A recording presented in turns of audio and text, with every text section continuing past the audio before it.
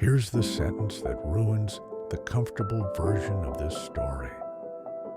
You kept mistaking your own chaos for clarity, then blaming the noise for existing. It started beautifully. You felt chosen, wanted, sharpened by being seen.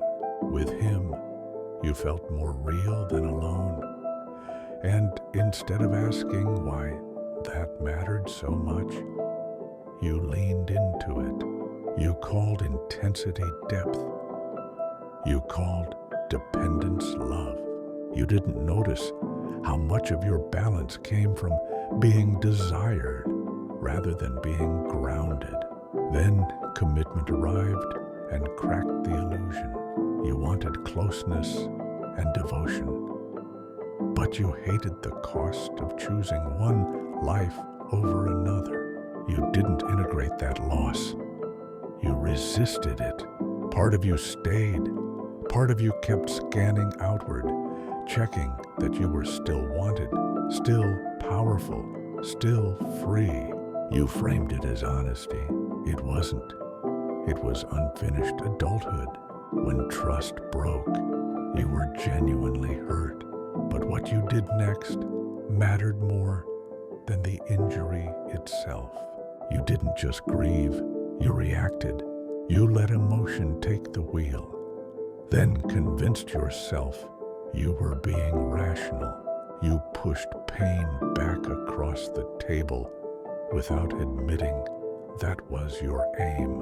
You let moments unfold where care should have stopped you. You watched him unravel and called it truth, or freedom, or fairness. It wasn't. It was retaliation with clean hands. And when he needed you most, you weren't there. Not loudly, quietly. You chose absence when presence would have required restraint. You left him to carry it alone, then returned later with regret, as if regret could undo that choice. All the while, parts of you lived elsewhere, not accidentally, intentionally. A second lane where attention came easier, rules softened, and consequences stayed abstract. You told yourself it didn't count because it stayed unspoken. But reality splits.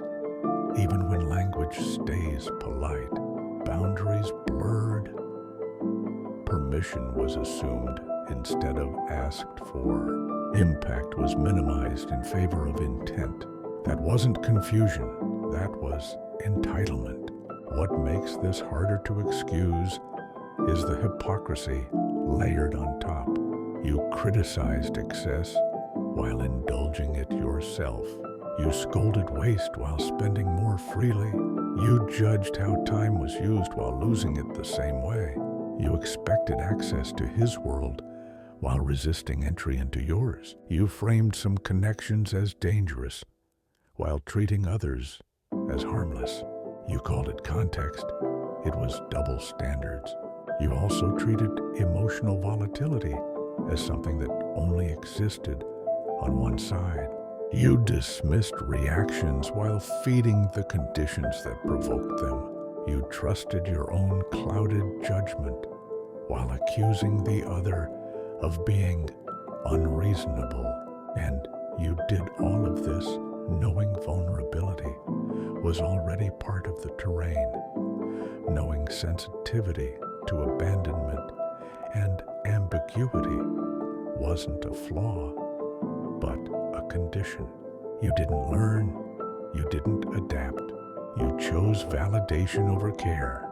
So no, this didn't almost fail because one person felt too deeply. It almost failed because you chose yourself in ways that quietly dismantled the relationship, then treated the fallout as irrational noise. You've always said you choose yourself. That honesty isn't the problem. What you confused it with is choosing yourself became choosing comfort over care, impulse over coherence, and freedom that needed secrecy to survive. That isn't self-respect. It's self-prioritization without discipline. If you want this relationship, you don't save it by choosing less of yourself.